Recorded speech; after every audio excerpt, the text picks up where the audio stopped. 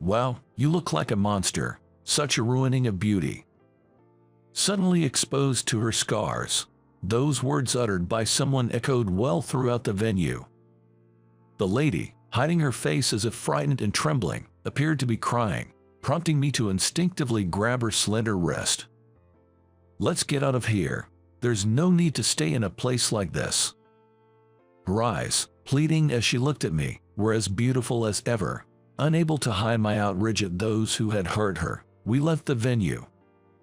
The situation would rapidly change after that. My name is John. I'm just an ordinary guy with nothing particularly remarkable about me. After graduating from a local public high school, I went to a decent university in the metropolitan area and chose not to return to my hometown for work. I work at a fairly large company as an accountant. I struggle against numbers every day, but except for the busy end-of-month period, I often get to leave on time and have weekend off. There's a branch office in the town where my family lives, so I've thought about eventually moving back. One day my boss told me that I've accumulated too much paid leave and need to use some, so I took the opportunity to go back to my hometown. It felt strange being home outside of the usual holiday seasons. Yet, the familiar air of my childhood home was somewhat soothing, and by the second day, I was relaxed enough to nap on the couch with our family dog, Wooly. Wooly is a white toy poodle, named by my dad because he looks like a sheep. He's an absolute angel and incredibly cute. At one point, my phone pinged with a notification by the social media message. It was from Emily, a childhood friend. "Long time no see. I heard you're back home. Is that true?" A message with a sticker which is cute, popular character tilting its head popped up. Emily lives next door, and we've been childhood friends for ages. But it's not like there's any romantic feeling between us. We're more like siblings. I heard she's working as a journalist for a local newspaper now. Her talent for English and her inquisitive nature still seem to serve her well. Right now, I'm just chilling with Wooly, so bored with nothing to do. It's so unfair that you get to take weekday off. There's a high school reunion tonight at 7. It's just a small gathering with about 20 people. I'll let Joshua, the organizer, know if you're coming. Really? Count me in. Thanks. I replied with a sticker from my favorite basketball comic, and suddenly, I was looking forward to the reunion that evening. The high school I attended was a relaxed academic school in the countryside. Not many went on to prestigious universities in the metropolitan area, with most aiming for the local national university. Those who went to universities in the metropolitan area were either top students, had specific departments they wanted to join, or didn't have the grades for national universities. I was supposed to easily get into a national university, but I got the flu on the day of the common exams and couldn't sit for them. I ended up going to a private university after I recovered. I was devastated at the time, but looking back, I landed a job and enjoyed my 4 years there, so no regrets. But since then, I've been extra cautious about my health. High school was incredibly fun, filled with silly antics. All the guys in my class were great, and at graduation, we were crying like babies. Emily, my childhood friend, was in the same high school and the same class. Even now, when we meet, most of our conversations revolve around those fun high school days. In that class, there was one girl who caught my attention. Her name was Olivia. Her name had a beautiful ring to it, fitting perfectly for such a lovely girl. She was always smiling and adorable, smart, and the star of the volleyball team. She was the embodiment of grace and intelligence, yet so humble that everyone liked her. The thought of her possibly attending the reunion made my heart race a bit. I wonder if everyone has grown up. I don't feel like I've changed much. With a bit of anticipation, I started thinking about what to wear. The reunion held at a bar. I spotted Joshua, the organizer, and went over to say hi. Hey, John. Long time no see. I heard from Emily that you were coming, so I was looking forward to seeing you. Long time no see. Perfect timing. Really appreciate you organizing this, Joshua. Must have been tough, huh? Nah, I just arranged the venue, and everyone's handling their own orders. It's not a big deal, Joshua said, laughing. I've always thought this aspect of him is truly charming. Of course, he's got the looks, the style, and on top of that, he's a high-flying public servant. I wonder why he isn't more popular with girls. He's mentioned sadly that his work is so demanding he hardly has time to date, and even when he does, he struggles to find time to meet up, leading to quick breakups. Despite his high status, he faces his own set of struggles, which somehow gives me undefeatable feeling. Afterward, familiar faces continued to enter the venue one after another. Emily arrived with a girlfriend, and we high-fived, laughing about how long it had been. It's weird, right? Everyone's aged and changed, yet we can still recognize each other. It's mysterious. Well, you haven't changed at all, Emily. Still as petite as ever. Can't help it if I didn't grow taller. You haven't changed much either, John. You're just the epitome of average. You should take a leaf out of Joshua's book. He has always been a looker, hasn't he? We're just not in the same league. The same jokes from the past felt incredibly enjoyable. Even before we started drinking, the nostalgia seemed to raise everyone's spirits, reminding us of our high school days. Those were days filled with laughter and joy, no matter what happened. The atmosphere that brought us back to those times made everything feel even more enjoyable. Suddenly, there was a stir near the entrance. Looking over, I saw two women entering the venue. One of them was Samantha. She was the go-to person in our class, always at the center of everything. Her assertive and sometimes high-handed manner made her a bit difficult for me to deal with. The other girl, hiding her face with long bangs, was unrecognizable at first. As I was wondering who she might be, someone exclaimed, "Isn't that Olivia?" and the murmuring gradually grew louder. Indeed, the girl with the long bangs was Olivia, the beauty of the class. Her once confident posture was now hunched, and her face hidden, nervous demeanor was far from the Olivia we remembered. On the other hand, Samantha was pulling Olivia along, forcibly integrating her into the mingling groups. "Olivia, what happened? You look like a different person." I hadn't been back home in a long time, so I had no idea what had happened to Olivia. I thought Emily, always in the know, might have some information, but she just shook her head. I heard she was in a traffic accident during university, but it wasn't life-threatening, so I thought she was okay. A traffic accident? Yeah, I heard it was minor injuries, but after that, she changed her WhatsApp and email accounts, so I lost contact with her. I don't know the details. I see. It wasn't like Olivia to change her accounts and cut off contact without telling anyone, but I didn't have any more information. Feeling oddly unsettled, I was left with a lingering sense of discomfort. Cheers. Following Joshua's call, we raised our glasses high. The refreshing fizz of the cold beer passed through my throat, making me exhale with satisfaction. Acting like an old man, are we? We're already in our late 20s. Laughing with the guys around me, I took another hearty swig. The bartender brought more beers to our table, and we continued to drink merrily. Joshua. In a deliberately high voice, Samantha, sitting next to me and Joshua, began to flirt with him.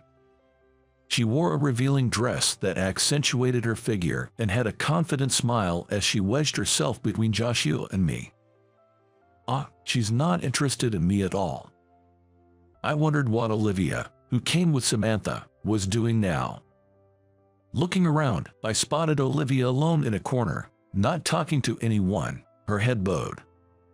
Samantha's perfume was overpowering, making me feel uncomfortable, so I decided to head over to Olivia.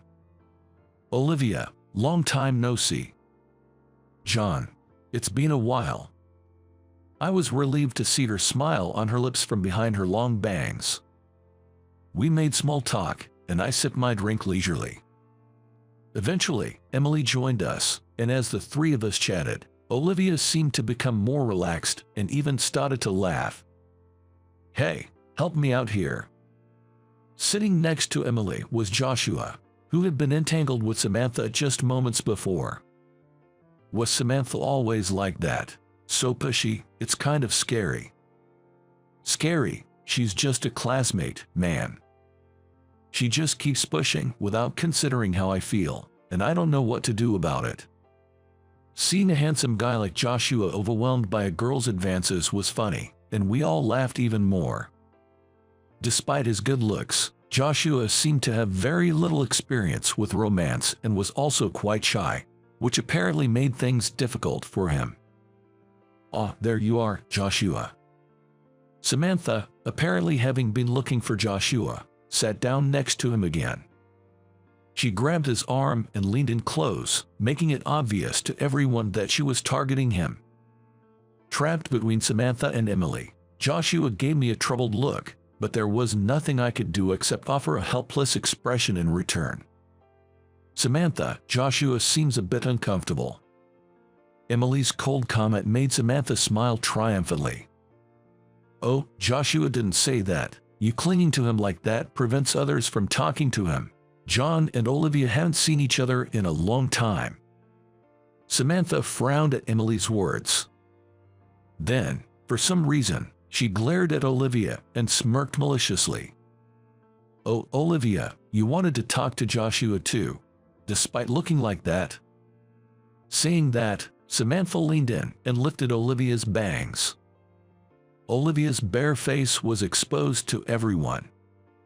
Shockingly, there was a large, twisted scar running from her forehead down to her left cheek. "Stop it." Olivia tried to pull away from Samantha, but Samantha wouldn't let go of her hair. Olivia closed her eyes tightly, looking like she was about to cry. Olivia had a hit-and-run accident and ended up with a scar on her face. It's such a pity, isn't it? She had such a cute face. And now it's marred by this ugly scar, and the culprit hasn't been found yet, right? Did you have some grudge against someone? Olivia, you were quite popular, weren't you? Well, not anymore. Samantha's laughter sounded twisted and ugly. Feeling the madness in her eyes, I stepped between Olivia and Samantha, shielding Olivia's face from the crowd. "Samantha, that's really low." "What? I'm just being a good friend by bringing poor, injured Olivia out. Isn't that thoughtful?" "What are you even talking about?" Samantha's words made no sense to me at all. She seemed to think she hadn't done anything wrong, still wearing that twisted smile. "Well, she looks like a monster. It's ruining the beauty." Those words, uttered by someone, echoed loudly in the venue. Olivia, hiding her face and trembling as if scared, seemed to be crying, and I instinctively grabbed her slender wrist. "Let's get out of here. There's no need for us to stay here." Her eyes, pleading as she looked at me, were as beautiful as ever. Without hiding my anger at those who had hurt her, we left the venue. I led Olivia by the hand, walking aimlessly. It was the weekend and the streets were busy, but no one paid us any attention. After walking for about 15 minutes, Olivia quietly called my name, "John." Sorry." I quickly let go of her hand, and through the gap in her bangs, I could see her beautiful eyes. "It's okay, I'm sorry. Were you having fun before? Because of me?" "It's not like that at all. How about we start over, just the two of us?" "Really?" "Of course, let's go. How about that bar over there?" She nodded in agreement to my suggestion. That somehow made me incredibly happy, and my heart leapt with joy. Trying to hide those feelings, I hurried us toward the bar. We were shown to a semi-private booth, and after toasting with beers again, we naturally started talking. During our conversation, Olivia shared the story of her accident. It happened in my second year of university. I was coming back from a part-time job, and it had gotten dark. But I was walking through a residential area on a path I used every day, so I wasn't particularly cautious. Then, a red compact car hit me from behind. The impact was so severe that I lost consciousness before I could even feel the pain. When I woke up, I was in the hospital with bandages wrapped around my face. Seeing the permanent scar after the bandages were removed made me cry countless times. I felt so hopeless, thinking I couldn't go outside with this face, and I ended up shutting myself in for a while. That sounds really tough. Yeah, I still hadn't fully come to terms with it. During that time, Samantha came to visit me. She said it was pitiful and claimed to be my friend. She was genuinely concerned and visited me occasionally. We also kept in touch through WhatsApp. I don't understand why she did what she did today. Olivia looked down again. Her expression was almost entirely hidden by her long bangs. But even so, I could tell she was probably wearing a sad expression right now. Didn't you keep in touch with anyone else? Like Emily, you were pretty close in high school, right? Samantha told me that with a face like this, no one would want to associate with me, and that I would only get hurt. I believed her and thought I had to live hiding away from people as much as possible. But you came to the reunion today. Samantha convinced me, saying it would be fine because she was there, but to be made a spectacle of like that. I couldn't understand why Samantha acted the way she did. It seemed clear to me that there was malice in her actions. That twisted smile of hers was frightening. To be honest, I can see Samantha as a good person you describe. I felt like her true nature was what we saw today. Seeing your scar, I don't think anyone would shun her or dislike her because of it. I'm sure our high school classmates, who know so many good things about you, wouldn't cut ties with you just because of a scar on her face. So, it feels like Samantha was the one pushing you to isolate herself. Could it be? Do you feel something off about Samantha too? Olivia seemed to be deep in thought, looking down. After a while, she looked up as if she had made a decision. I hadn't told anyone, but I saw the face of the hit-and-run driver. What? I didn't know him, but I saw him again unexpectedly later. I couldn't believe it and thought I must be mistaken. What she shared next was astonishing, and I felt strongly that we couldn't leave her accident unresolved with the perpetrator still unknown. And so, I reached out to my two powerful allies. These allies are Joshua and Emily. While Joshua only claims to be a public servant, he is actually a detective with the state police. True, he is a local government employee, but he finds it troublesome to be bombarded with questions when people find out he's a detective. That's why only those close to him know about this. Emily, with her journalist's instincts and network, coupled with her proactive nature, is adept at gathering information and conducting investigations. Also, given her good relationship with Olivia and her helpful nature, I hoped she could offer support, so I decided to share the story with her. I did a bit of digging into Olivia's accident, but the investigation was strangely cut off at a certain point, and I couldn't find out more. Maybe there came under pressure. The meeting place was a restaurant in front of the station. After listening to Olivia's story, I sent her home and then called the two of them. It seemed they were still at the reunion venue, and they hurried over right away. The person Olivia saw with Samantha. You mean the suspect was walking with Samantha? Samantha is known for flaunting her lifestyle, and she's boasted about having a relative who's a member of the national parliament. Which parliament member? From the Democratic Party, Ryan. He's infamous in certain circles for his shady dealings. His popularity is waning, and he barely made a comeback in the last election through proportional representation, but it's doubtful he'll make it next time. That guy, it's not out of the realm of possibility for him to exert pressure. Despite calling the meeting, I found myself sidelined as they rapidly advanced the conversation. I briefly wondered if those two were a good match for each other. Lost in irrelevant thoughts, I was brought back to reality when Emily slammed her hand on the table. "John, are you listening? We're going to commence a plan." While I was zoning out, they had apparently devised a plan. Their confident smiles were reassuring, yet slightly intimidating. Their plan was straightforward. Joshua agreed to reinvestigate the case, while Emily would look into the circumstances at the time and Samantha's social connections. Based on this, they planned to use Samantha's interest in Joshua to call her out and get a confession. Joshua invited Samantha to a dimly lit, stylish bar. He had a microphone in his pocket that was connected to Emily's phone. It could record and pick up voices, a very handy device. Olivia, upon her request, joined Emily and me in a corner seat far from where Joshua and Samantha were, to observe the situation. Joshua and Samantha sat next to each other at the bar counter. The bartender was an acquaintance of Joshua, and he had been briefed beforehand. Joshua's drink was prepared without alcohol. "I'm so happy you invited me, Joshua. I've wanted to talk more with you since the reunion." Joshua, usually shy, was lavishly flattering Samantha. Becoming generous, Samantha laughed in a high-pitched voice, her spirits high. It seemed she was quite drunk. Olivia watched them silently, with intensity. "Speaking of Olivia, have you been in touch with her since then? It was you who brought her to the reunion, right? Talking about another girl here, isn't that a bit tactless? You know John, right? Seems like he's interested in Olivia." Joshua casually brought me up, his face wearing a sly grin, as he questioned Samantha. With his good looks, that smile could easily deceive.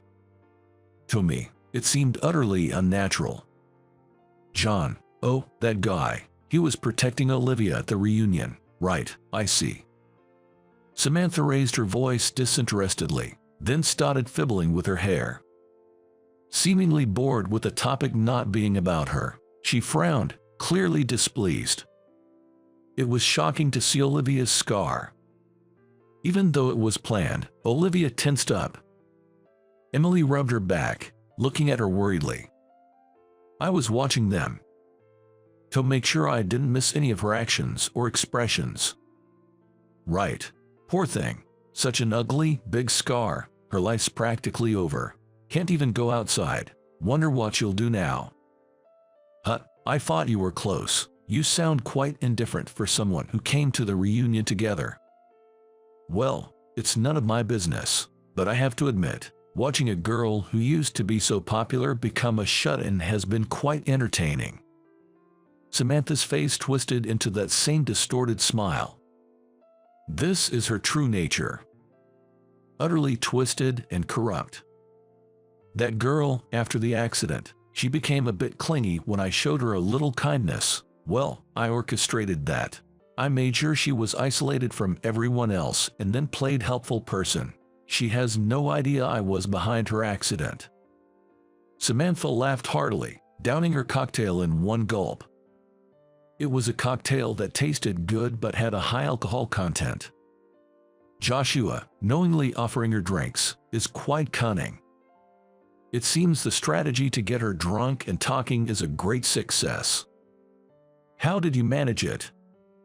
Joshua's tone was gentle, but it was an interrogation. He's a master at questioning. Using a mix of soft and hard tactics, he was drawing out information from her. I had a friend help out.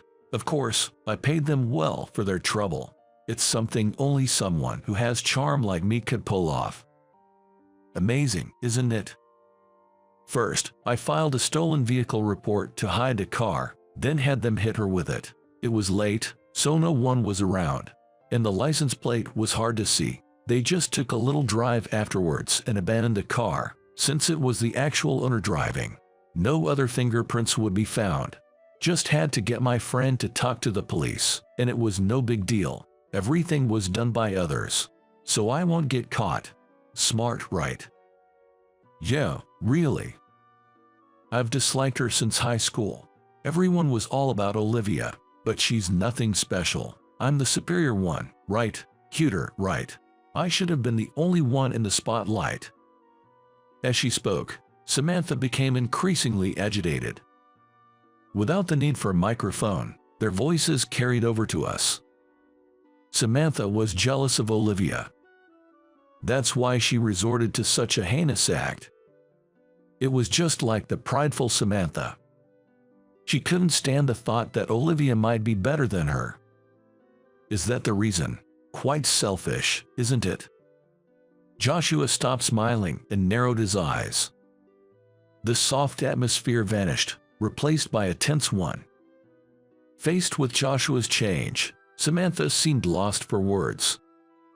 Samantha, the truth is, I'm this kind of person.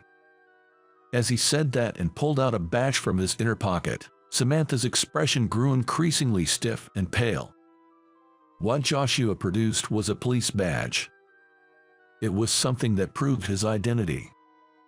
I've recorded our conversation. Would you mind discussing this in more detail? At the police station, of course.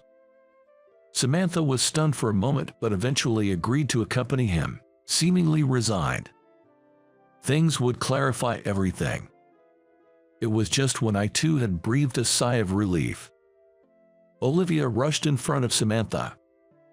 Samantha, I trusted you all this time. It's disappointing. What, after all your dependency on me? You should just stay hidden away with that ugly scar. Living with such a scar exposed is just shameful. Even so, I won't give up on my life. I'll struggle through, scarred and betrayed, and won't let things go your way. Stay out of my life from now on. Goodbye.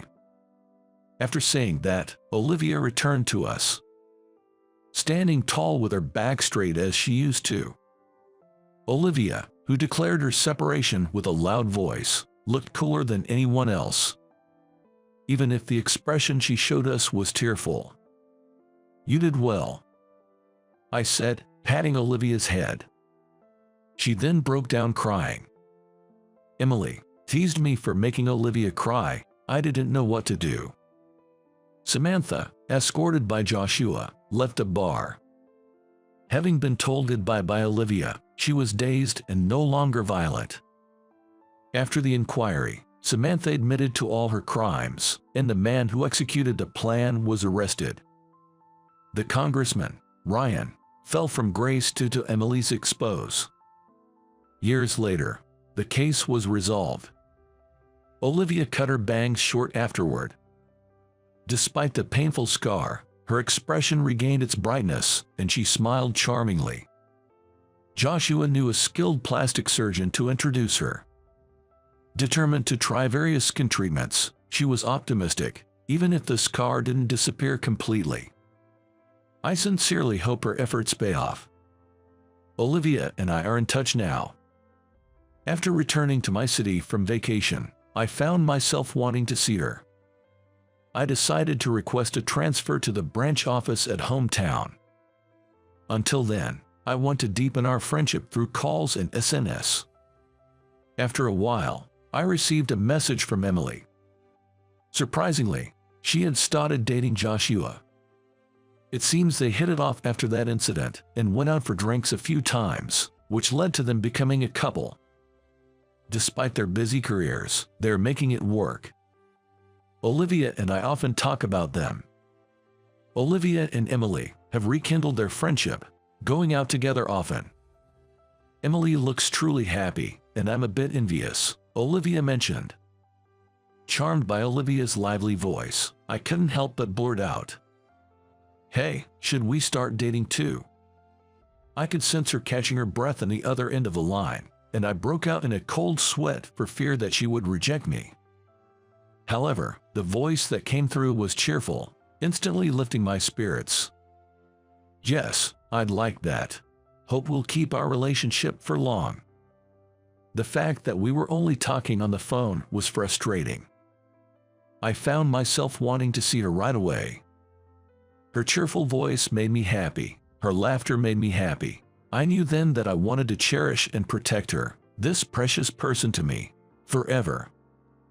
In life, it's important to win in competitions. Strive to not be defeated by others. These were the words my father instilled in me. His influence led me to always aim for victory. I could never have imagined my life taking such a turn. My name is Michael. I was born into an ordinary family, where my father worked a regular job. Since childhood, I've been highly competitive.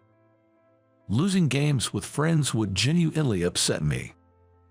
I despised admitting defeat and even argued with friends over it, feeling intense frustration. Admitted gracefully. My mother would scold me, but my father was more understanding, saying, "Competitive people grow in life.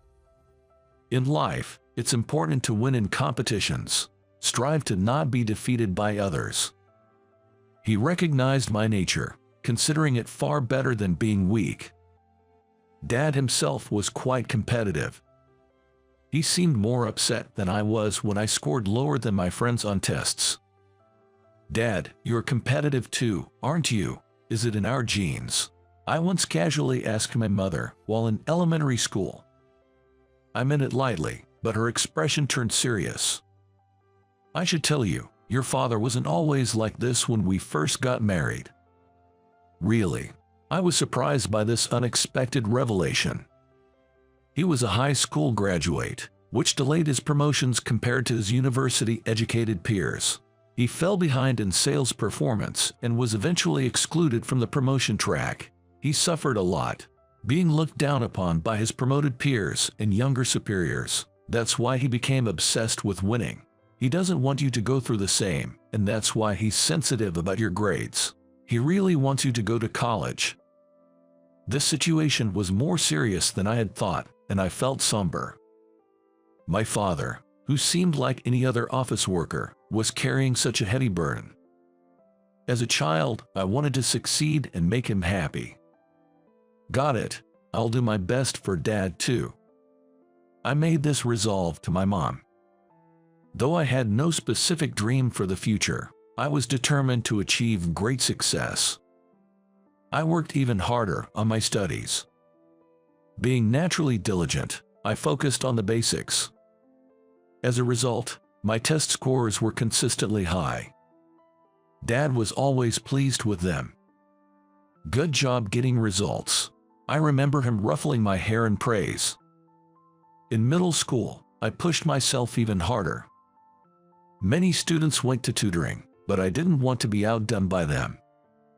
With hard work, I consistently stayed within the top 5 of my grade. In high school, my efforts paid off, and I was accepted into a prestigious national university. On the day of the university acceptance announcement, seeing Dad's joy when I told him of my success was incredible. "Michael, congratulations. My son is going to that university." That day, my father brought home a cake and celebratory gifts, repeatedly expressing his congratulations. I was not only happy about being accepted into my dream school, but also about fulfilling my father's dream of sending his son to college. After enrolling, I successfully earned my credits and secured a job at a major corporation. I had taken the first step as a professional, leaving my student life behind. The initial period at work was challenging with a lot to learn, but gradually, I got the hang of it and became efficient in my job. My competitive nature continued to drive me, and I strived to outperform my peers, achieving good work performance. Unknowingly, I stood out among my peers. "Michael is very diligent, so I can rely on him with confidence," my boss, Mark, would say, entrusting me with important tasks. Motivated, I devoted all my energy to my work. Then one day, I was appointed as the leader of a major project, receiving significant investment from the company. Mark recommended me to President West, who believed in my abilities despite my youth. Success in this project would undoubtedly fast-track my career. I couldn't miss this opportunity. I wanted to make it a success.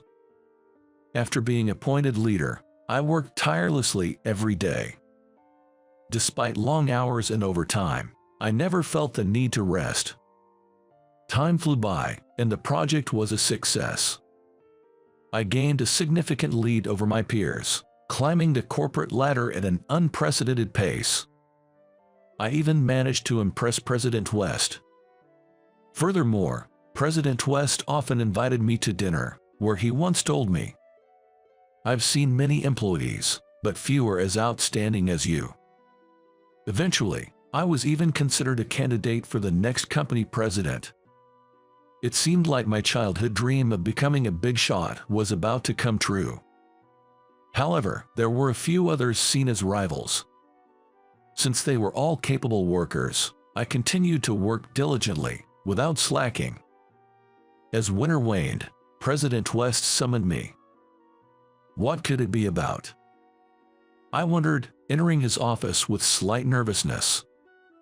President West greeted me with a smile and invited me to sit. It didn't seem like bad news. Actually, I was thinking of arranging a meeting with my daughter. A meeting? I was taken aback by this unexpected proposal. Yes, I have a daughter named Rachel, around your age.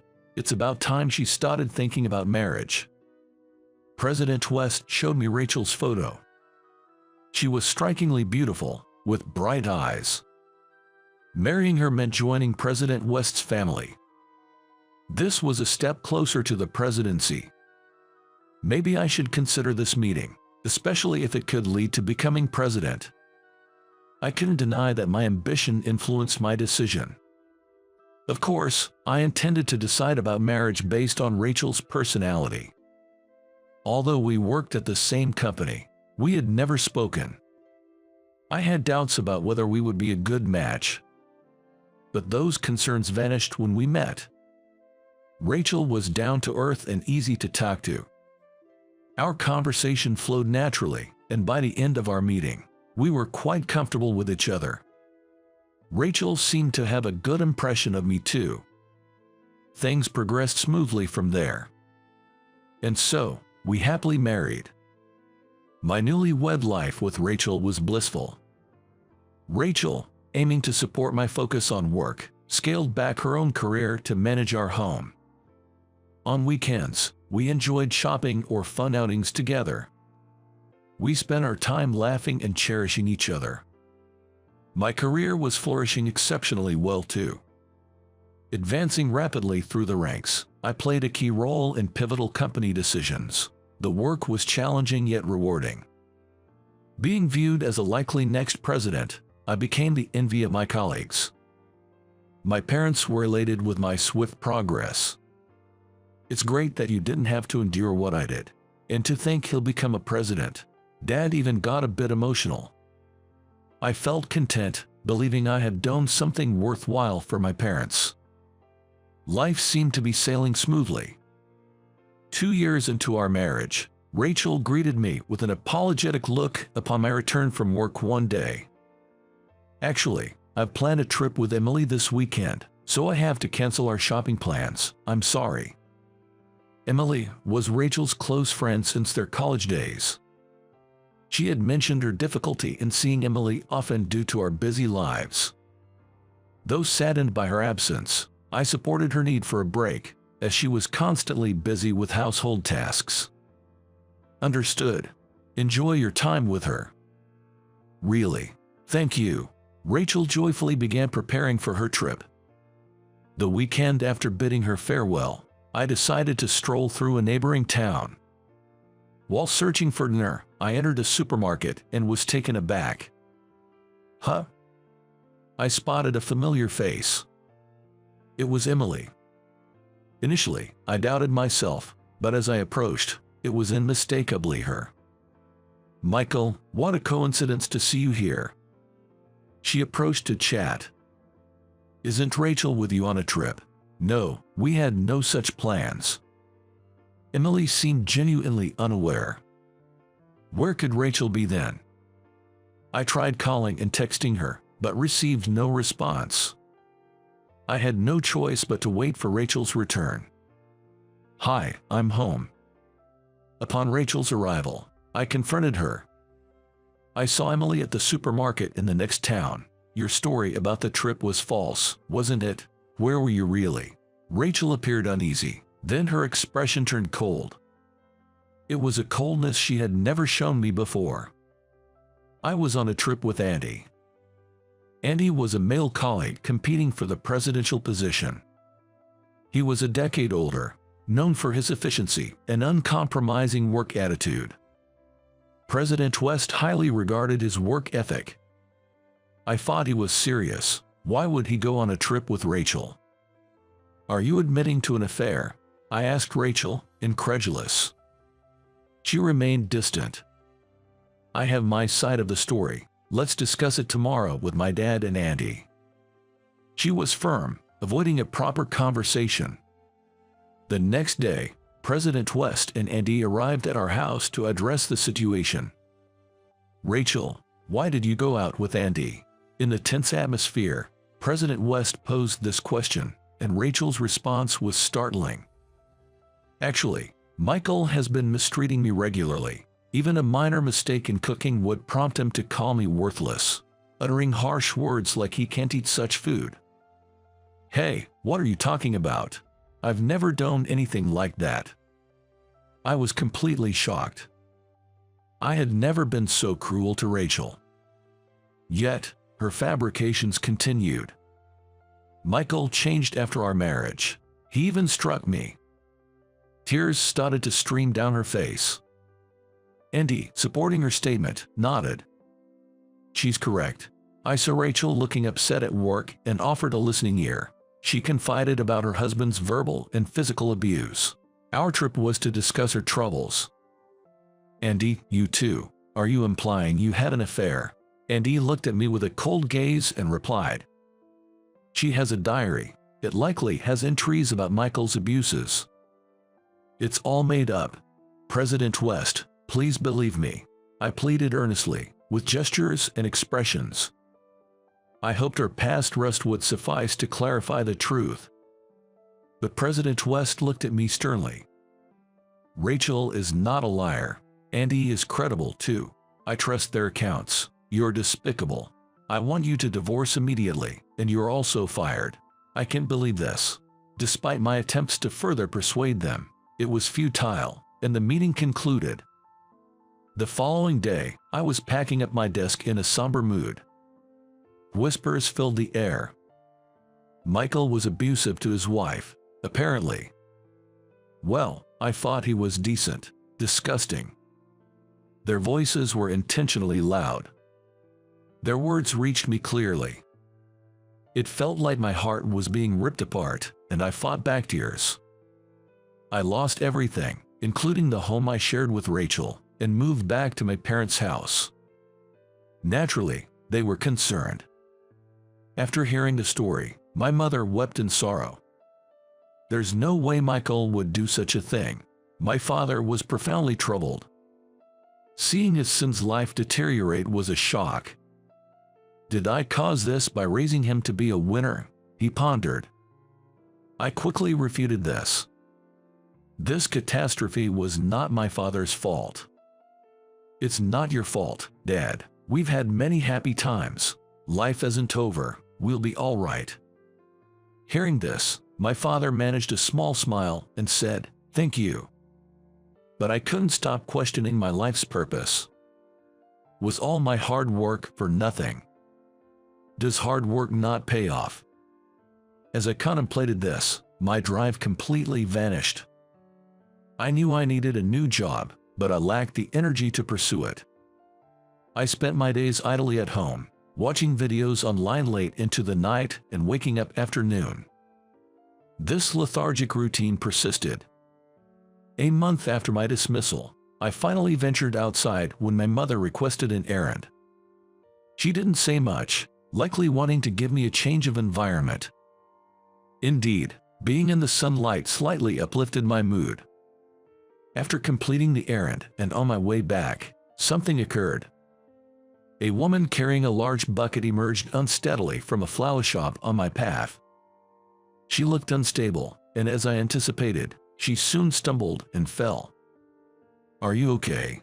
I rushed over to help, and the woman stood up, saying, "I'm sorry, I'm not injured." "If you'd like, I can help you carry that." Thinking it was the right thing to do, I offered my assistance.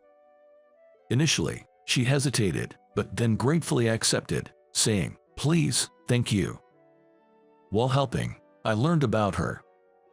Her name was Lily, and she had been running the flower shop for a year.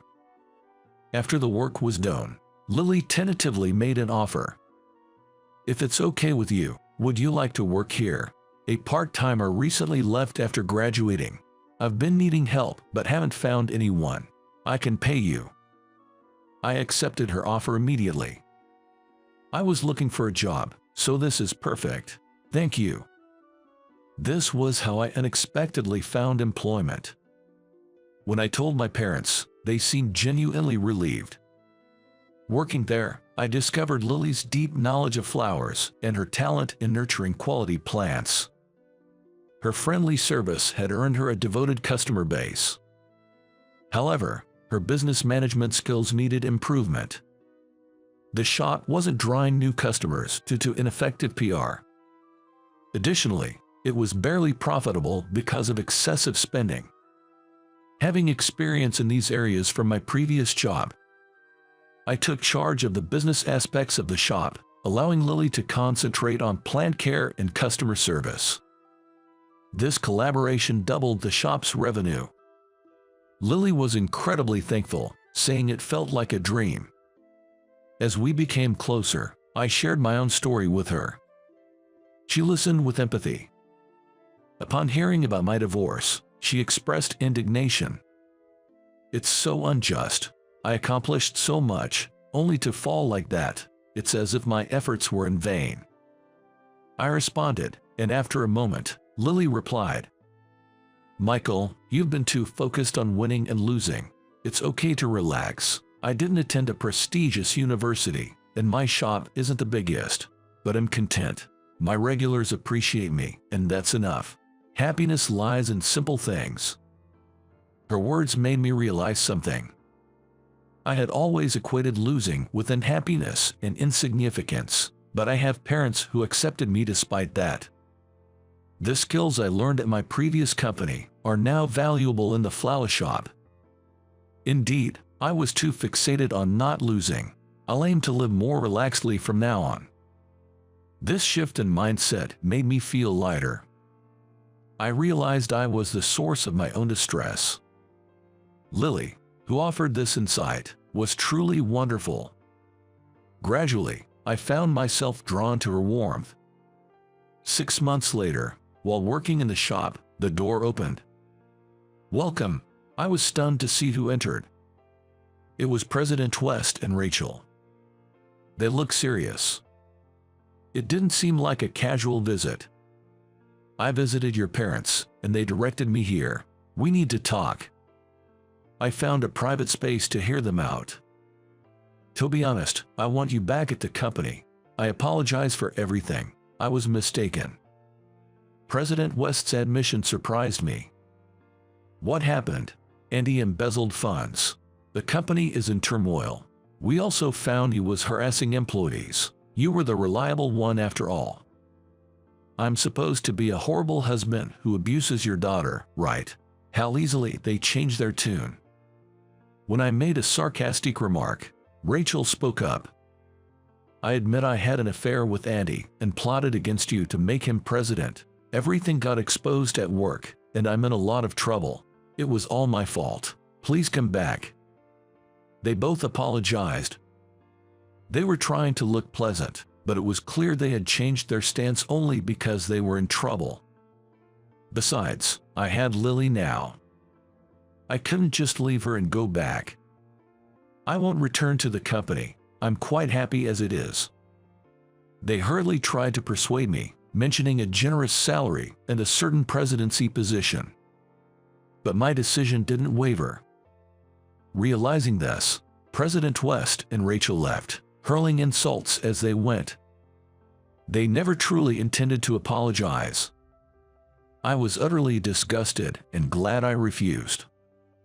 After they left, Lily approached me, looking concerned. I overheard the conversation. "Are you sure you're okay with this?" "Yes, I'm fine." I love this shop and want to keep working here. I answered with a smile, and Lily beamed. Then I'm glad. I want to keep running the shop with you, Michael. Later, I told my parents everything, and they agreed with my decision. In hindsight, I wanted Michael to be happy more than being a winner. If he's happy working, any job is fine. My dad nodded with a smile. Thus, Lily and I continued running a flower shop together, hand in hand. The business thrived, attracting more customers, and the shop became livelier. A year after meeting Lily, I confessed my feelings and we started dating. Recently, I proposed and we got married. Ours is a home filled with genuine love, free from ulterior motives. Thanks to her, I realized the happiness I had overlooked, making life enjoyable. Moving forward, I want to cherish the small joys of everyday life and value my family. Is it really okay for me to quit? I asked my boss in front of me, seeking confirmation. Rather, I want you to quit as soon as possible, especially now when the severance pay we owe you is minimal. My younger female boss responded, adding insult to injury. Her words led me to head home. After this, the company is going to face serious trouble. Little did my female boss know what was coming. My name is Thomas Richardson, 55 years old.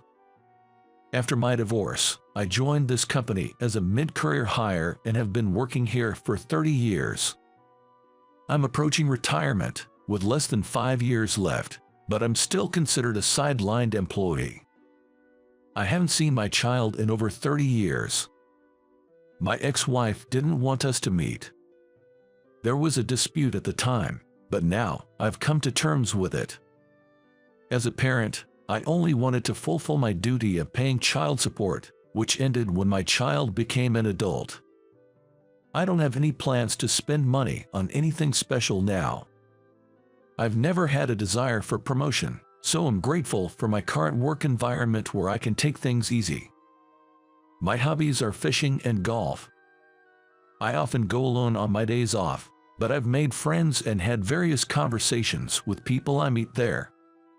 One of these friends owns a boat and sometimes takes me out to sea, and another, a farmer, shares homegrown vegetables with me. I don't have a family, but I don't feel lonely, thanks to these expanding social connections. I really enjoy living my days at my own pace. One day, I arrived at the office to find everyone in a frenzy. What's going on? I asked Mark, a junior colleague sitting next to me. It turns out, there's a sudden inspection from the headquarters. Ah, that's where everyone's suddenly cleaning up. They should just show it as it is. I said with a laugh and sat down to start my work. We've had such inspections before, but they never really posed a problem. The employees hurrying to tidy up were the ones who didn't keep their desks organized regularly. If they had just done the bare minimum of tidying every day, they wouldn't be panicking like this now. I've only understood the importance of daily tidying at my age, so I can't say much. A few hours later, the inspectors from the headquarters arrived. The person in charge of our department was a young woman. However, it seems she holds the position of a manager. Watching her greet us, I assumed she must be quite capable. Hello, I'm Jessica from the headquarters. Today, I'm here to observe your work. Please continue with your usual tasks. We nodded in response to her greeting and began our usual work. She's beautiful. Some of the younger male employees seemed a bit excited by her presence, which made me chuckle at their youthfulness. What does this mean? Jessica was asking questions and smiling as she inspected each employee's work. Then, she came to me. What is that part-timer doing right now? Her question was directed at me. I'm a full-time employee, I said with a forced smile. Oh, I'm sorry. Are you a supervisor? Jessica apologized. No, I'm just a regular employee without a title. Well, about my current work, I was about to explain when her tone changed abruptly. "What?" Jessica's voice took on a sharp edge. I looked up at her voice. "A regular employee, at your age." Her words were cutting. She seemed angry, and I felt intimidated. Yes, I've never been much interested in climbing the corporate ladder." I stumbled over my words, and she burst out laughing. "Isn't it simply because you can't do the job? Incompetent and old. You're fired as of today. Don't bother coming in tomorrow," she said harshly. Not just me, but the surrounding employees were stunned by her words. "We can afford to pay incompetent people. This is necessary for the company's cost-cutting. There are plenty of others who can replace you." Realizing I was being insulted, I clenched my fist in anger. Sure, she might be competent, but that doesn't give her the right to belittle others. Annoyed, I stood up and said to her, "Is it really okay for me to quit?" I asked Jessica for confirmation. "Rather, I'd prefer you quit now while we can still save on severance pay." She insulted me further with a satisfied smile. I no longer felt like working. I had been told to leave. It wouldn't be marked as an absence. I picked up my bag and left the company. As I left the department, everyone tried to stop me, but nobody dared speak in front of Jessica. My direct boss, Samuel, had more authority than Jessica, but there's a tradition in our company of not opposing headquarters staff. Samuel said nothing, and I walked home alone. The next day was Saturday, and the company was already closed. Wondering what to do for Monday, I decided not to waste the holiday worrying and went fishing instead. I'd think things through while doing something I enjoy. Fishing is the perfect hobby for that. I went fishing early in the morning. It was my usual, favorite fishing spot. Despite my mood, the sea was calm, promising a good night with good fish. With that thought, I cast my line. "Hey, I thought you might be here," someone called out to me. "Max." It was my fishing buddy, Max Stewart. "We met here." He's 10 years older than me, but a dear friend who looks after me and listens to my stories. "Any luck today?" "This is good, so I hoped for a big catch, but it's not going as expected," I said, opening my box. "Only one fish so far." Max laughed at that.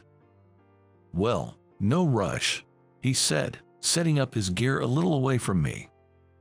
Clouds drifted slowly by. Even though the fishing scenery was the same as always, my mood was notably heavier, probably due to what happened yesterday. "What's wrong? You look down today," Max said. I laughed at his words. "Max, I have something I need to apologize to you for." "What do you mean?" Then, I began to speak slowly. "Actually, there was an inspection from the headquarters last Friday. I met a manager there for the first time, and it seems she took a dislike to me," I said, laughing to hide my embarrassment. "I was told not to come back. I got angry and left. I might end up getting fired. I've shared so much with you, and you've encouraged me. I'm sorry." "No need to apologize to me," Max said, then silently stared at his float in the sea, occasionally sighing deeply as if pondering something. "I'd rather live a relaxed life than get busy with promotions, but it seems that hard-working youngsters don't like that. Relationships are harder than work, aren't they?" I said earnestly, and Max replied, "Well, I can understand the supervisor's feelings, but it's wrong to unjustly fire someone. A supervisor should understand their subordinates' feelings and situations. That's what she lacks. People who climb the ladder just based on their brains or performance often misunderstand things." I admired Max's wisdom. He got angry for me and cared about my situation. Talking to him made me feel much better. Just talking to someone can make such a difference. I thanked Max and shifted my mood. After that, I caught more fish than ever. Perhaps the fish didn't want to come near me with my dark aura. While thinking this, I returned home with a heavy cooler box. 2 days later, on Monday, despite it being a work day, I stayed at home. I had been pushed out in such a manner, I was unsure whether to go back. Max, whom I met on Saturday, gave me advice. The company is all about people. You don't need to apologize to them. Wait until they come to you. You've been working hard and must have a lot of paid leave, right? Indeed, I never used my paid leave, so I must have a few days' worth. Maybe it's a good time for a trip. While thinking this, enjoying a leisurely morning coffee on a weekday felt novel.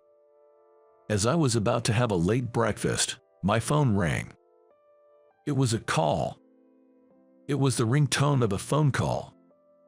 When I looked at the screen, it displayed the name of the company I work for, along with the name of my department. What could it be? I had informed Samuel about using my leave. Hello. As soon as I answered, I heard Samuel's frantic voice. Thomas, come to the office right away. Why? I told you I'm using my leave. I replied. But Samuel insisted. Please, just come. We're in big trouble. Our biggest client says they'll cancel all contracts if you're fired. Please come and help continue the contract. I laughed cynically. Why should I go and beg? You saw the exchange the other day, right? Jessica told me I'm fired, to go home. If she doesn't admit her fault and apologize by the time my leave is used up, then I'll have nothing to do with the company anymore. So, I don't care about future contracts. I said, sipping my coffee. Don't say that. I know how hard you've worked. That should be enough. It's nice of you to say so, but whether Jessica is a headquarters supervisor and I'm a low-level employee, it doesn't give her the right to be rude. You understand that, right, Samuel? Please, consider the future in the company. I said and hung up the phone. I had somewhat anticipated this development. But for Jessica, it must have been like a bolt from the blue. I might have caused trouble for everyone at the branch. However, Max's words, "Don't apologize to the company," stuck with me. And then, in the evening of that day, I received a call from the headquarters on my cell phone. It was probably her. Expecting to be insulted again, I cleared my throat and answered the call. Hello, this is Jessica from the headquarters. Is this Thomas's phone? Yes, it is. What do you want? I replied coldly, and she spoke with a lowered voice. I'm truly sorry for the disrespectful things I said the other day. I would like to apologize personally, which is why I'm calling you. Her voice lacked the confidence and assertiveness from before. Perhaps her behavior during the inspection had been reported to the headquarters and she had been reprimanded by her superiors. Understood. I thought it wouldn't hurt to at least hear her out. She suggested meeting at a restaurant our company frequently uses for clients and wanted to meet that evening. I was on leave and agreed to meet her that night. I arrived at the restaurant first. I never thought we'd be having a meal together, but probably, she was instructed to apologize to me to salvage the major contract. I could sense the desperation of the company. I'm sorry for being late, Jessica said as she entered the room. We sat down across from each other. I'm sorry for calling you out like this today. She seemed on the verge of tears. Feeling a bit sorry for her, I smiled and said, Your feelings have already come across, Jessica. I came here today to forgive you, but your view is too biased. I'm not in a position to preach, but I wanted to have a talk. Encouraged by my words, she started to speak. Actually, I was raised in a single-parent family by a strict mother. She believed that since we were already at a disadvantage, I had to beat others, regardless of gender, in academics and attitude. She insisted that I should study hard, join a reputable company, and climb the corporate ladder. I also believed that approach was necessary to survive in society. She spoke without touching her food. I replied. That's true. It's not wrong and is actually a wonderful approach. Thank you, she said, and I smiled at her. Jessica, slightly reassured, continued. So, I thought, I'm working this hard, and maybe unknowingly pushed that onto others. And I got targeted because, even at my age, I haven't climbed the ranks. I laughed, understanding her point, and she shrank a bit with guilt. I had no intention of blaming her anymore. She must have been trying her best in her own way. Then, seeing her still hesitant, I encouraged her to eat. She was probably hungry after a long day. We both picked up our chopsticks together. I mused that it had been a while since I had a meal with someone. But while I was feeling relaxed, she still seemed a bit down. Well, a company doesn't run just on its superiors. You're still young. It's good that you realize this now. I smiled, trying to encourage her. Finally, Jessica seemed to truly relax. Thank you, she said to me and then started eating. Her mother must have been desperate to raise her well. She seemed like a well-disciplined lady. After that, we engaged in casual conversation. I, who had not attended university, listened to her stories about her college days and about the situation at the headquarters. The ice was broken, and we enjoyed our meal together. During our conversation, she asked me a question. By the way, why did Mr. Stewart, the president of our main contractor, say he would cancel the contract if you weren't there? I laughed. Max and I are fishing buddies. We met by chance and became good friends. I talked earnestly about work, and that's why they contracted with us. Of course, it's not just because we're friends. He was convinced by my proposal. She was surprised. To think you secured such a major contract. Then she fell silent. I understood what she wanted to say. She was probably wondering why I hadn't climbed a corporate ladder despite securing such a major contract. I really had no desire for promotion. I said with a smile, and she smiled back. Well, there are others in charge of Max's company, but he often contacts me directly. He knew I was sincere, so he trusted me as a business partner, and we've had a good relationship. That's how it was. You've been supporting a company as a hidden pillar, and I was just. Don't worry about it anymore. She wasn't a bad person. Being in a managerial position at her age at our company meant she must have worked very hard. Jessica seemed to be reflecting on her actions, feeling ashamed for only seeing the surface and results. If you've reflected, just keep working hard from now on. I'm already 55, close to retirement, and don't have a family, so I don't plan to pursue promotions, but I think your approach is not wrong. Good luck. I encouraged her again. Then, Jessica looked up. No family. Right. I don't have anything to protect, so I plan to live a carefree life from now on. She smiled gently in response to my smile. Hearing about my way of living, she probably thought to herself that such a life is also possible. I decided to work hard so that she and the younger employees could thrive in the company, even after my retirement. I returned to work, cutting my leave short. My colleagues in the department were relieved to see me back. When they started to speak ill of Jessica, I said, I've made peace with her. I've heard her reasons. She's a colleague in the company. Let's stop attacking her. I was thankful they stood up for me, but bad-mouthing only breeds more negativity. Everyone agreed with my words. And so, I was able to return to my original environment and gratefully resume my work. A few months later, while enjoying my usual routine at work and fishing with Max and other friends on my days off, I heard a rumor amidst these peaceful days. Jessica is said to have faked her performance for promotion and is going to face a disciplinary meeting. I was surprised. Facing a disciplinary meeting. This could mean demotion, a pay cut, or, in the worst case, a disciplinary action. I couldn't believe Jessica would do such things. We really talked a lot that day. Her face, as she spoke about her efforts and the challenges she faced in her work, showed no signs of deceit. Of course, if she truly did wrong, she should be punished and reflect. But if it was a false accusation, it would be too unfair. If there was even a slight chance of a wrongful accusation, I wanted to help clear her name. After what happened, I couldn't see her as a stranger anymore.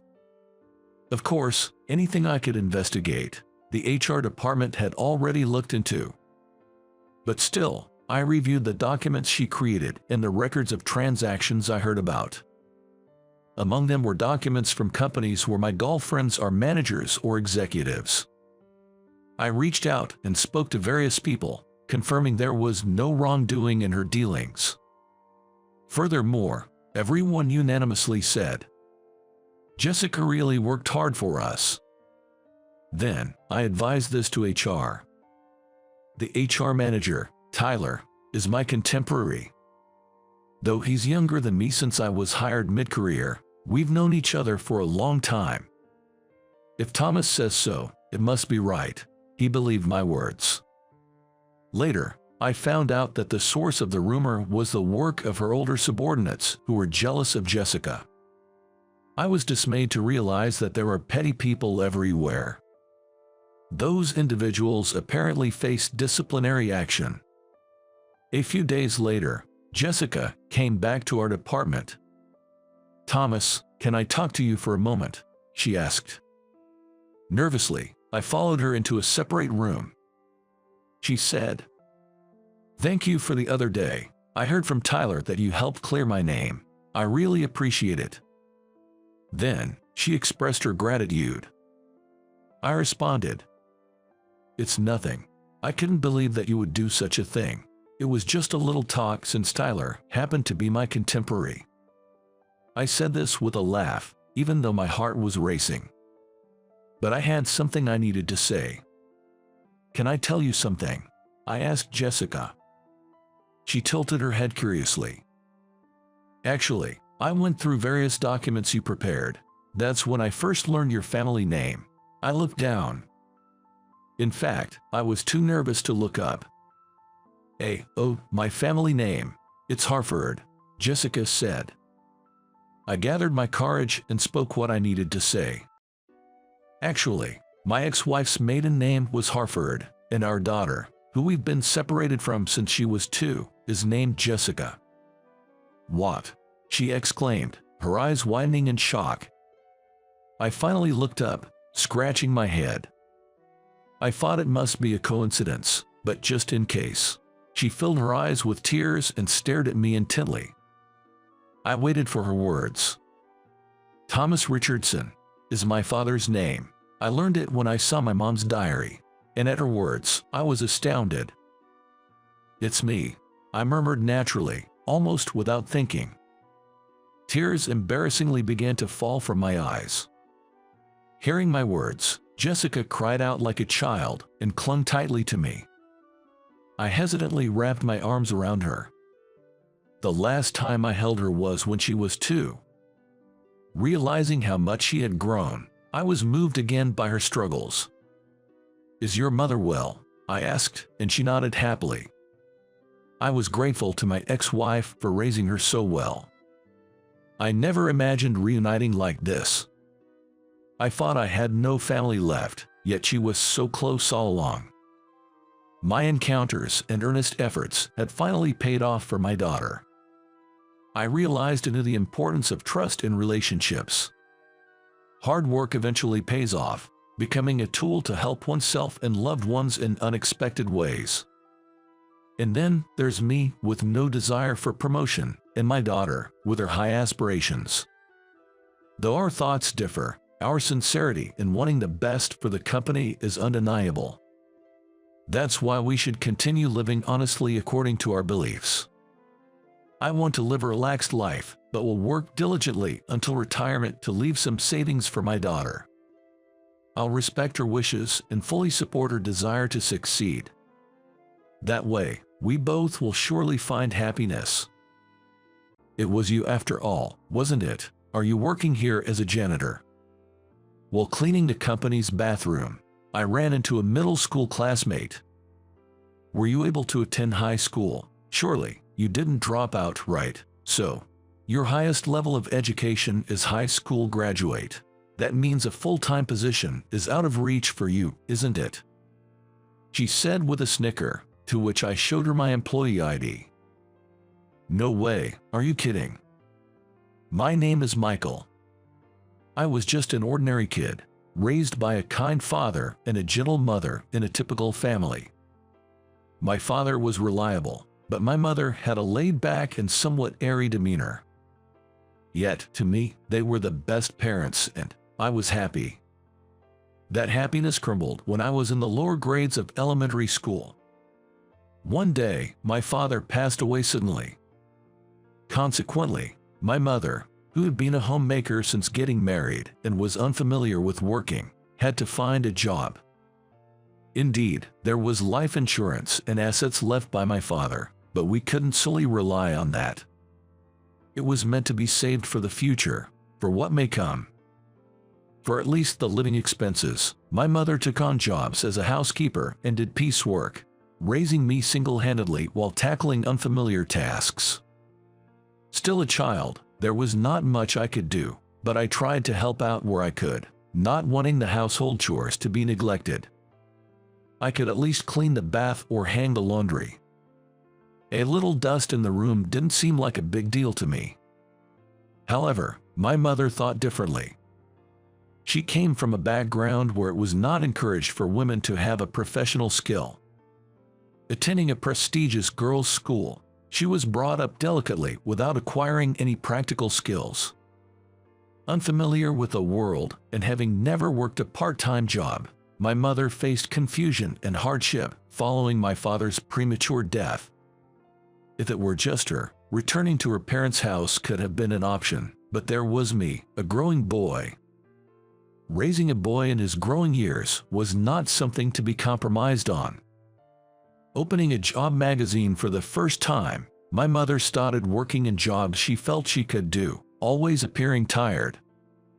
I understand now, grown up, that it must have been difficult to support me on her salary alone. During major school events that required a significant sum of money, I saw her asking for financial help from her parents. Seeing my mother like that made me think. To avoid being fired and to quickly find a new job, it was essential to have a reliable skill set and vision. If you have the skills, you can work anywhere. And that qualification should not be something that anyone can easily acquire.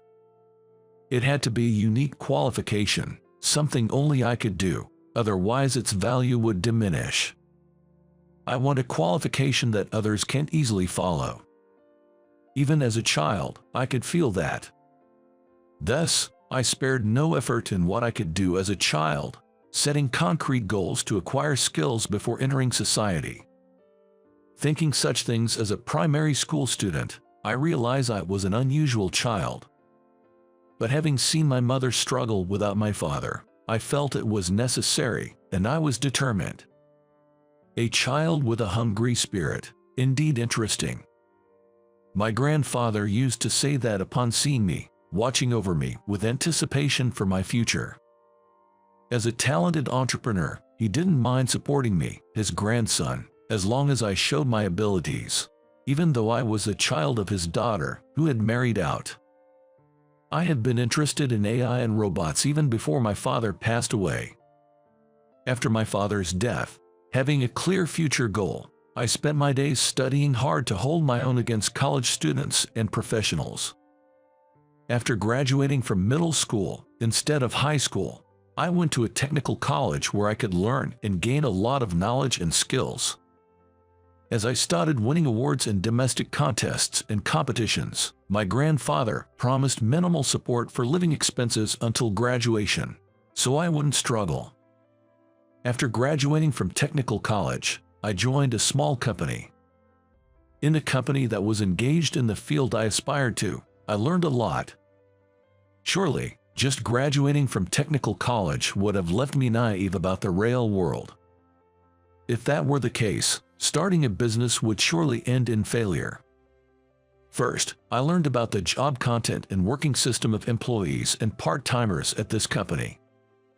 I spent 3 years learning what to demand from employees, how to manage part-timers, and understanding the overall workflow before resigning. Then, with full preparation, I started my own company. Though it was a small company, I was fortunate to have good employees and managed to run it without any major problems for several years.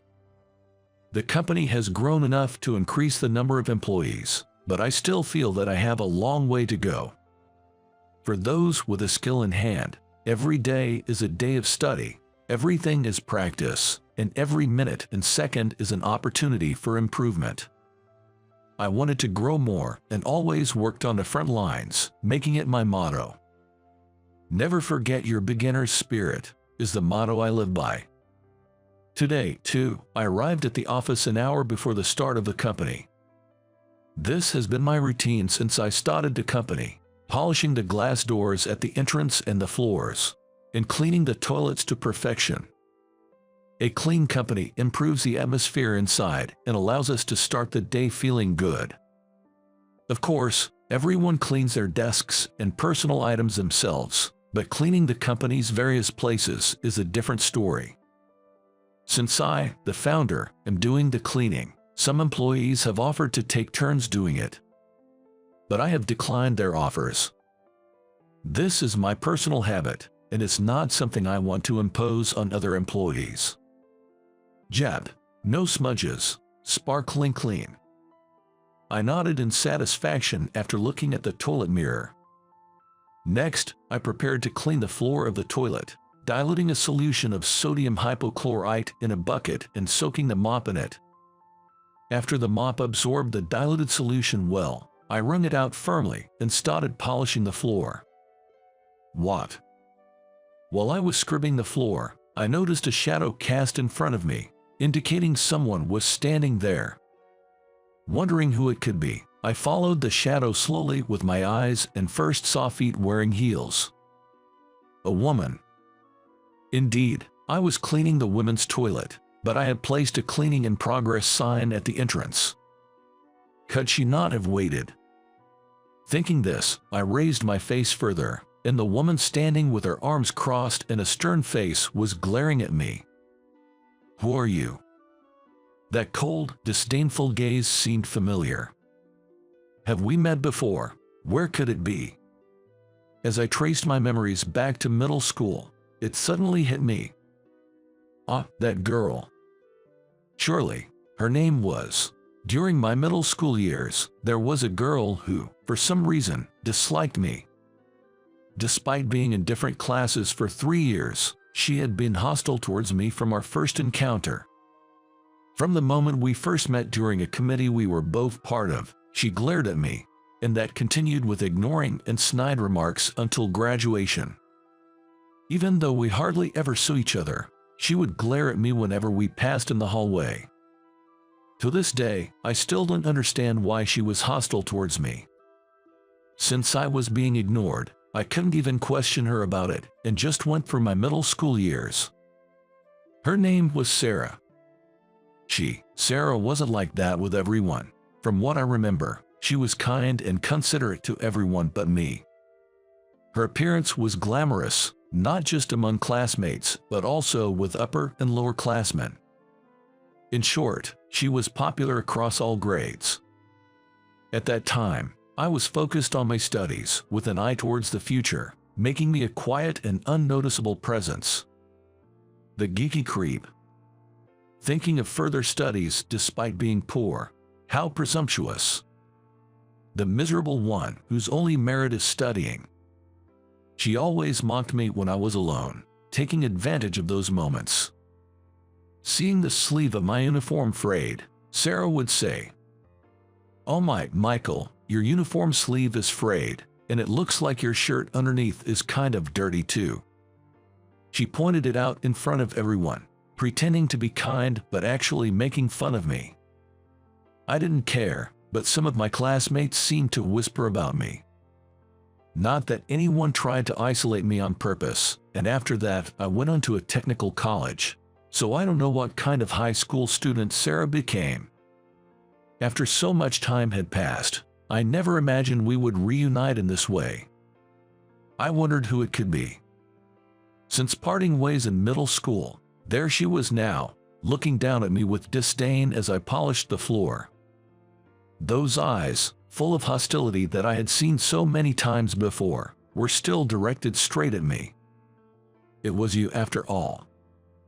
It's been a while. What, are you employed here as a janitor? Sarah didn't seem interested in my response, continuing with her assumptions. Did you manage to go to high school? Surely you didn't drop out. So, your highest education is high school graduation, right? That means being a full-time employee is out of the question for you, she said, chuckling. Then, changing her expression, Sarah continued.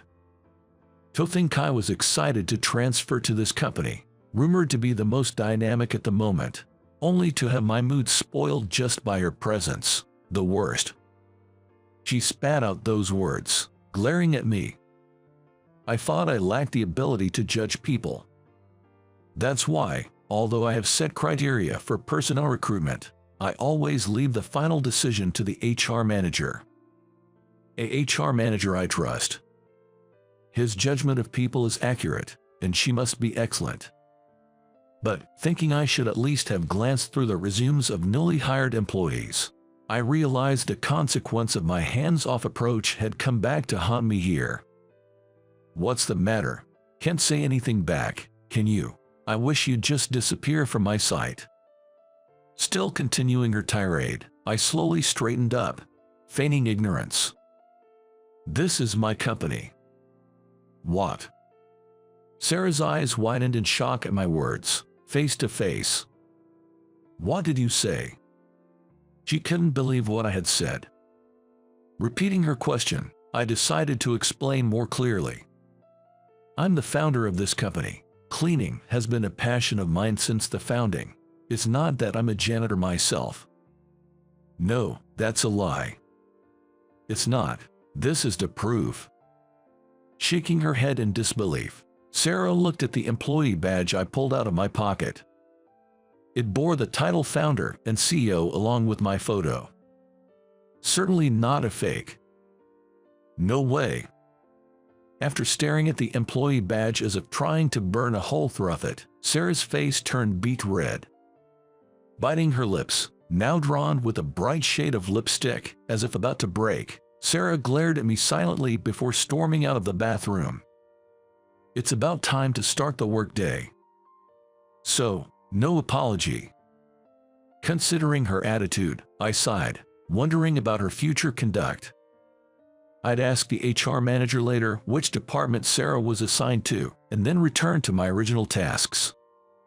At the end of the workday, when I visited the HR manager, I learned that Sarah had submitted her resignation after completing her first day of work. At first, I thought it was merely harassment to trouble me. But Sarah did not show up for work the following day or any day after. While questioning her professionalism, I became concerned and asked the HR manager about Sarah's resume and interview, deciding to take action myself. Sarah intended to dedicate herself to this company. Yet, she submitted her resignation on the first day because it was my company, presumably. From the one-sided hostility in middle school to her actions now, I really couldn't fathom why she disliked me to such an extent. According to the HR manager, Sarah was truly excellent, and letting her go like this was not a desirable situation. Wishing to retain her if possible, I decided to confront her directly and headed to her family home as listed on her resume. I immediately took a taxi, provided the address, and set off for Sarah's house. Gazing out the window, I felt a sense of nostalgia. The scenery felt nostalgic. I pondered where I had seen this view before, searching my memory. But the first recollection that came to mind was from my middle school days. And then it hit me why the scenery felt so familiar. Yes, this was the road leading to my grandfather's mansion. By the time I realized I was on the road to my grandfather's house, I had arrived at the address I had given, in front of Sarah's family home. "This is the place." The nameplate was written on it, and a single pine branch extended long and horizontally, allowing people to walk underneath it, a rare sight of a gate-covered pine in recent times. It's a gate-covered pine, a sight not commonly seen these days. In the back, there's a well-maintained garden, and a splendid house is visible. The surrounding houses had some changes but weren't much different from my memory, confirming my suspicion from inside the taxi. I sent a message to her mobile number, which I got from the HR manager. Thinking it would be rude to visit suddenly, I sent a message and waited for about 10 minutes. Then, I rang the intercom beside the gate. Well, perhaps the message had its effect. No sooner had I thought this than I heard footsteps running from the back, and Sarah burst through the gate with vigor. What do you want?" Her hair slightly disheveled, and forgetting her usual disdainful attitude, she seemed quite shaken. Seeing Sarah like this, I tilted my head slightly. "What do you mean? I just came to visit a relative." At my response, Sarah's eyes widened. I hadn't noticed just from the address given by the HR manager. But right in front of Sarah's house was my grandfather's house. Furthermore, Sarah's last name was my mother's maiden name, thus my grandfather's surname. It wasn't a particularly unusual surname, so I hadn't thought much of it until now, but putting together the house's location and a reaction, it was clear we were relatives. Given that we were classmates, Sarah and I must be cousins. "Did you know?" Sarah asked sullenly at my conclusion. I shook my head lightly. "No, I just realized now, coming here to visit," I answered honestly. My mother had married my father despite fierce opposition from her family, almost to the point of disownment. Given that my mother left the house under circumstances close to disownment, and my existence as her son, our relationship has been delicate, and I hardly ever visit my grandfather's house to this day. However, the fact that they supported me until I graduated from technical college suggests that they don't hate us. However, it seems the rest of the family felt differently, as we never met face to face. Sarah and I are related. The reason for her hostility towards me in middle school. If she hated me as a relative, her behavior back then makes sense. Now, you realize, that's just like you. Always doing what you want, not caring about how it affects others. Even if someone else suffers because of you, you wouldn't notice, because you're the poor, fatherless kid who thinks getting an award for studying makes you special. That's a joke. Sarah's voice, seemingly overwhelmed by emotion, grew louder. "Even though I worked just as hard, I had to get better grades than you, and the awards had to be bigger than yours to be recognized."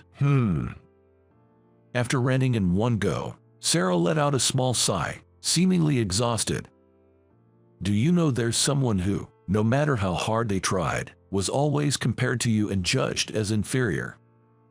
Sarah's claim was something I couldn't comprehend. But it was undoubtedly her genuine feelings towards me. Even if it contained hatred or resentment, I was prepared to face the questions I had since middle school today.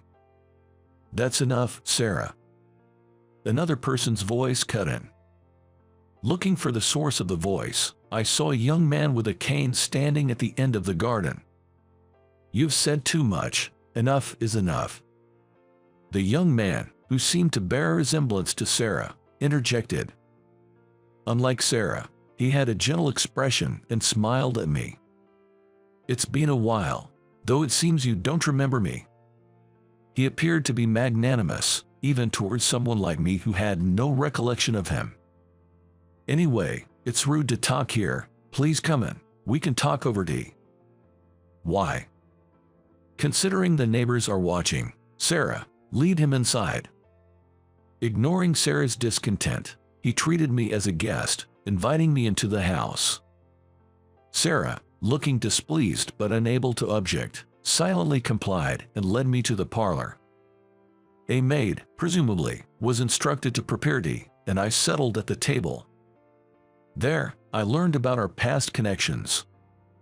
The young man with the cane turned out to be Sarah's twin brother, Brandon. Apparently, when I visited my grandfather's house in the past, the three of us had played together. Having lost my father in elementary school and prioritizing life and future considerations, it seems I have completely forgotten about them. I sort of remember, but also don't. It's understandable you forgot, considering everything you've been through. Brandon forgave me with a laugh. But you know, Grandpa probably saw you as the ideal rival for us at our age. Everything was compared to you, which is why Sarah saw you as an adversary. I see. Grandpa always said that, being in a more privileged position than you, it was only natural for us to surpass you in achievements. Brandon shared, highlighting an extreme viewpoint. Moreover, our parents, aiming to be Grandpa's successors, made the situation worse by joining in on this. Brandon tried too hard to meet Grandpa's expectations, being diligent and responsible. Sarah. That day, exhausted in both mind and body, Brandon had an accident. He was hit by a car that came out of nowhere without looking at the signals. Sarah's words made me flinch. It was my fault for not paying attention and not managing my health properly. I'm lucky to be able to walk. Brandon said with a laugh, showing no self-pity. Sarah, sitting beside him, frowned more deeply. Sarah blamed Grandpa and resented him, but it seems she couldn't forgive you, who she felt was the reason we were pushed so hard. Every time Grandpa praised you and you acted modestly, it made them underestimate your achievements. We're twins and share a strong bond. After the accident, I was bedridden for a while, causing Sarah a lot of pain, and as a result, she took it out on you, who was unrelated. I wasn't taking it out on you. Sarah is just like this. I'm really sorry. Brandon said, and I nodded in relief, feeling a weight lifted off my shoulders as long-held mysteries were resolved. On my way out, I told Sarah, I'll consider the past few days as a leave of absence, so please, I'd like you to come back to the company. I heard from the HR manager, there's a lot of expectation placed on you. With that laugh, Sarah huffed and turned away. But I didn't miss the slight relaxation at the corners of her mouth. Brandon also seemed to smile wryly at Sarah's childish behavior. Leaving the siblings' house, I called a taxi and reflected on my life up to this point. The emotions Sarah harbored towards me were, I believe, misplaced anger. However, her words about me just doing what I wanted and not caring if others were unhappy as long as I was fine stung like sharp thorns. I had learned the importance of having a skill from watching my mother struggle, diligently studying for a future. It was for the sake of living, looking ahead to the future. But if asked whether I never looked down on my more fortunate classmates, I couldn't definitively say number. I had been so focused on myself that I had buried the memories of relatives I spent time with in childhood deep within my memory. Grandpa might have understood my feelings well and deliberately clarified the superiority and inferiority among his grandchildren. Regardless of Grandpa's love for competition and contests, for the first time, I realized that I might have been hurting those around me unknowingly. The fact that I had delegated the entire recruitment process to the HR manager was also because I wasn't facing it myself. It's laughable that such a pathetic man is the CEO.